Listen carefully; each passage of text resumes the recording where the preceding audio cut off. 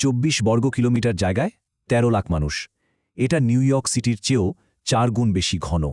এটা কোনো সাধারণ শহর না, এটা কক্সবাজার, পৃথিবীর সবচেয়ে বড় শরণার্থী শিবির, যেখানে একটা পুরো জনগোষ্ঠী বেঁচে থাকার লড়াই করছে। তো এই শিবিরের আসল চেহারাটা ঠিক কেমন? চলুন এর গভীরে গিয়ে দেখি। এখানকার বাস্তব পরিস্থিতি আমাদের কল্পনারও অনেক বাইরে। একবার ভাবার চেষ্টা করুন, প্রতি বর্গ কিলোমিটারে প্রায় ৪৭,০০০ মানুষ গাদাগাদি করে বাস করছে। এটা পৃথিবীর সবচেয়ে ঘন বসতিপূর্ণ জায়গাগুলোর একটা। মানে নিউ ইয়র্কের মতো ব্যস্ত শহরের চেয়েও ৪ গুণ বেশি মানুষ এখানে। এই চাপের মাত্রাটা সত্যি বলতে কল্পনা করাও কঠিন। মনে হবে যেন নিঃশ্বাস নেওয়ার মতো জায়গাও নেই। এই বিশাল এলাকাটা আসলে ৩৪টা আলাদা ক্যাম্পের একটা জটিল জটলা। আর ঘর বলতে শুধু বাঁশ আর ত্রিপলের ছাউনি। এখানে না আছে বিদ্যুৎ, না আছে কোনো স্থিতিশীল পানির ব্যবস্থা, আর পয়ঃনিষ্কাশন ব্যবস্থা তো প্রায় নেই বললেই চলে। আর এই বিপুল জনসংখ্যার ৭৫% হল নারী আর শিশু। মানে সমাজের সবচেয়ে অসহায় অংশটাই এখানে সবচেয়ে বেশি। আর সংকটের প্রথম এবং সবচেয়ে বড় আঘাতটা কিন্তু তাদের উপরই এসে পড়ে। এখানে প্রায় সবাই, মানে প্রায় ৯৫% মানুষ বেঁচে থাকার জন্য পুরোপুরি আন্তর্জাতিক সাহায্যের ওপর নির্ভরশীল। কিন্তু এই যে এত সংখ্যা, এগুলো শুধু সংখ্যা না, এর প্রত্যেকটা আসলে এক একটা মানুষের জীবনের অধ্যায়, এক একটা সংগ্রামের গল্প। সাহায্যের উপরেই যে নির্ভরতা, এটাই এখন জন্ম দিচ্ছে এক নতুন ভয়াবহ সংকটের। আর সেটা হলো ক্ষুধা। কারণ আন্তর্জাতিক সাহায্য দিন দিন কমে আসছে। প্রশ্ন হল, যেটুকু সাহায্য আসছে তা দিয়ে কি আসলেই বেঁচে থাকা সম্ভব? উত্তরটা খুবই হতাশাজনক। দেখুন, ওয়ার্ল্ড ফুড প্রোগ্রাম তহবিলের অভাবে তাদের খাদ্য বরাদ্দ কমাতে বাধ্য হয়েছে। এখন একজন মানুষের জন্য মাসে বরাদ্দ এসে দাঁড়িয়েছে মাত্র $৬। $৬ প্রতি মাসে, তার মানে প্রতিদিনের জন্য মাত্র ২০ সেন্ট। একবার ভাবুন তো, ২০ সেন্ট দিয়ে একটা মানুষ সারাদিন কি খাবে, কিভাবে বাঁচবে? আর এর পেছনের কারণটা হলো তহবিলের বিশাল ঘাটতি। যা প্রয়োজন তার মাত্র ২২% পাওয়া গেছে। মনে হচ্ছে গোটা বিশ্বই যেন এদের দিক থেকে মুখ ফিরিয়ে নিচ্ছে। এর ফল হয়েছে মারাত্মক। মাত্র ১ বছরের মধ্যে তীব্র অপুষ্টির হার ২৭% বেড়ে গেছে। বিশেষ করে শিশুরা, তারা মৃত্যুর দিকে ঝুঁকে পড়ছে।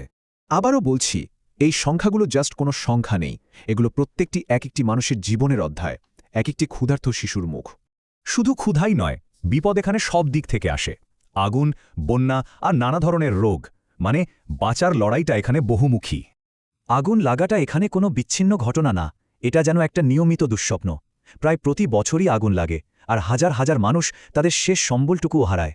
এরপর বর্ষা এলেই শুরু হয় বন্যা আর পাহাড় ধসের ভয়। তার ওপর ডিপথিরিয়া, হেপাটাইটিস সি এর মতো রোগের প্রাদুর্ভাব তো আছেই, আর ম্যালেরিয়া আর ডেঙ্গু তো এখানকার নিত্যদিনের সঙ্গে। আর এই প্রত্যেকটা দুর্যোগের পেছনে যে সংখ্যাগুলো, এগুলো জাস্ট কোনো সংখ্যা নেই, গুলো প্রত্যেকটি এক একটি মানুষের জীবনের অধ্যায়। প্রতিটি দিনই তাদের জন্য এক একটা যুদ্ধ। তবে শুধু শারীরিক বিপদই নয়, এর সাথে আছে এক মানসিক কারাগার। আর সেটা হলো ভয়। এমন এক ভয় যা তাদের দুই দিক থেকেই তাড়া করে ফেরে। যেমন ধরুন, ৮৪% রোহিঙ্গা মনে করে তাদের নিজেদের দেশ মিয়ানমারে ফিরে যাওয়া এখন আর নিরাপদ নয়।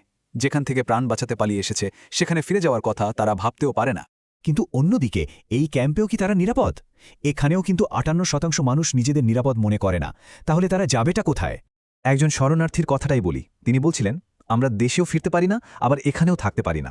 আমাদের জন্য আসলে কোনো নিরাপদ জায়গা নেই। আর এই সব কিছুর মধ্যে সবচেয়ে বড় মূল্যটা দিচ্ছে কারা? শিশুরা। তাদের কাছ থেকে শুধু শৈশবটাই নয়, পুরো ভবিষ্যৎটাই যেন কেড়ে নেওয়া হয়েছে। পুরো একটা প্রজন্ম, যারা এই ক্যাম্পের ভেতরেই জন্মেছে। তারা জানেই না নিজের দেশ দেখতে কেমন। তাদের একমাত্র পরিচয়, তারা শরণার্থী। তাদের জন্য কোনো প্রাতিষ্ঠানিক শিক্ষা নেই, ক্যাম্পের বাইরে যাওয়ার স্বাধীনতা নেই। তাদের বেড়ে ওঠা ওই বাঁশ আর ত্রিপলের ঘেরাটোপে। এদের ভবিষ্যৎটা কি, কেউ জানে না। আর সম্ভবত সবচেয়ে কষ্টদায়ক সত্যিটা হলো, এখানকার ৪০% শিশু প্রতি রাতে পেটে ক্ষুধা নিয়ে ঘুমাতে যায়। একটা ক্ষুধার্ত শিশু কী স্বপ্ন দেখবে? আর সবচেয়ে উদ্বেগের বিষয় হলো, এই সংকট কিন্তু এক জায়গায় থেমে নেই, বরং এটা আরও বাড়ছে, আরও জটিল হচ্ছে, পরিস্থিতি নিয়ন্ত্রণের বাইরে চলে যাচ্ছে। তার প্রমাণ চান? শুধু জানুয়ারি ২৪ থেকে জুলাই ২৫ পর্যন্ত, মানে মাত্র ১.৫ বছরে ১.৫ লাখেরও বেশি নতুন শরণার্থী এসে যোগ হয়েছে। এই সংকট থামছে না, বাড়ছে। একটা পুরো প্রজন্ম বেড়ে উঠছে ক্ষুধা আর হতাশাকে সঙ্গী করে। তারা এমন এক পরিস্থিতির খাঁচায় বন্দী, যে খাঁচাটা দিন দিন শুধু ছোটই হয়ে আসছে। পরের পর্বে দেখবেন রোহিঙ্গা সংকট বাংলাদেশের উপর কী প্রভাব ফেলছে, এবং পূর্বের আলোচনাসমূহ লিঙ্ক ডিসক্রিপশনে আছে।